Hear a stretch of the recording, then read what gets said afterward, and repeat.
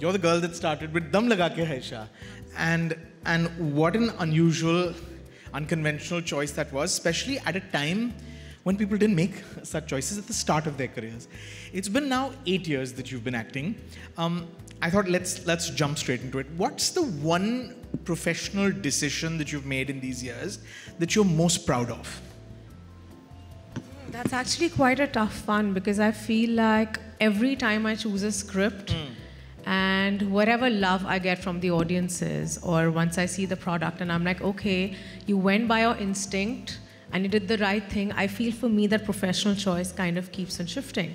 But if I think of specifically the last 1 year, I think one of the best decisions that I took was doing Badhai Do. Yeah. You know, I feel from Dum Laga Ke Haisha to Badhai Do, it's been quite a journey for me. And in every way possible, I feel like I got so much out of the film. You know, exactly the kind of love that I got for my first film. So I feel in the recent years, it definitely has to be Badhai Do. Badhai Do is an incredible film with a great performance and a great message. And I think most people that have seen it will agree that it's also one of those films that has a message but doesn't beat you on the head with it, which is just so important, isn't it? Absolutely. You know, look, I've always supported films that have a message, that have something more to say. But by the end of it, we all are here to entertain. Yeah. You know, we are artists. I want my audience to have fun. I want my audience to enjoy the 2.5 hours that they spend with me in the cinema. But it is very, very gratifying when they walk out with a certain amount of change of a mindset. Yeah. You know, I feel like in the times that we are living in, it is very important to stand by your belief system.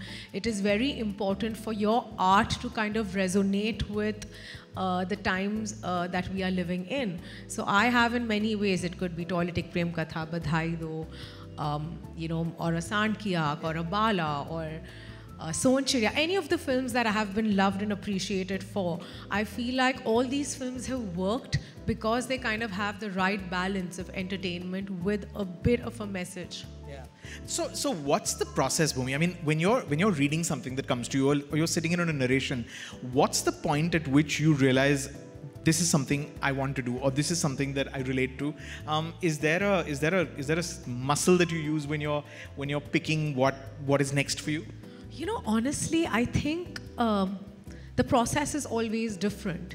You know, for Dum Laga Ke Haisha, I was just counting my stars and I was like ever so thankful because I got an opportunity to be an actor. There was no chance, you know, with the background that I had or the opportunities that were in front of me, or like, you know, as ma'am rightly said in my introduction, I truly feel that, you know, I'm not what a conventional Hindi film actor looked like. I feel like that's changed a lot over the last few years.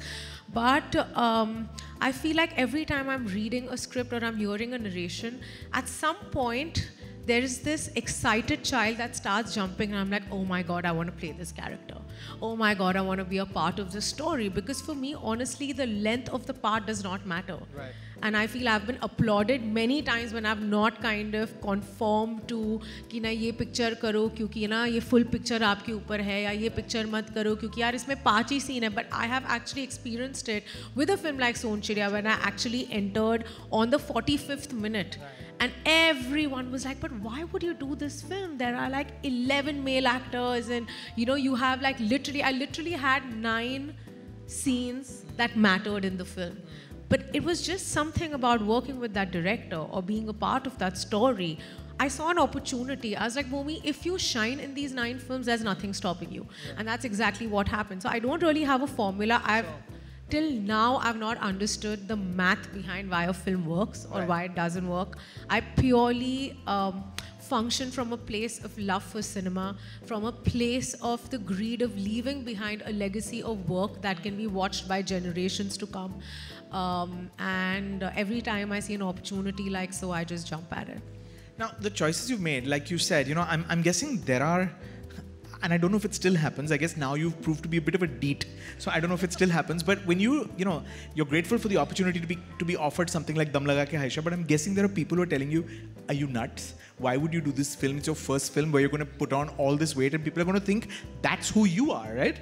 Absolutely. In fact, you know, while I was going through that process, interestingly, so I was not allowed to I was not allowed to tell anybody. I was like in an embargo that, you know, because they were launching me and it was this unconventional film, and you know, they put in all their might to kind of keep this a secret. So people in my personal life, while I was going through that transformation, because I had gained a decent amount of happy weight to portray that character, they kept asking me, what's wrong with you? You know, and that is the strength that I kind of channelized into my character, because I was like, there's so much stigma attached to the way one looks globally, not just in our country. You know, because people actually came up to me and asked me that, you know, is everything okay at home? Like, you know, are you unhappy? Because that's what they correlate any kind of weight gain with. I was like, no, why can't I just be a happy girl, you know, who's really enjoying her process through life? And I love food, I enjoy food, why can't I just be that? Anyhow, I channelized a lot of that energy into Dum Laga Ke Aisha, but I feel more than how I looked physically, people were not convinced that I'm from Bombay. Right. And this happens till date. Right. So every time, and it's actually happened at the start of my career. I remember I was speaking to a very famous personality from the media, and it was one of my first interviews with her. And she was surprised at the way I spoke, because she just thought that maybe I belonged to a part of India that I'm actually not from. And I was like, okay, that must have been one hell of a performance that I've actually convinced people that I am from that part.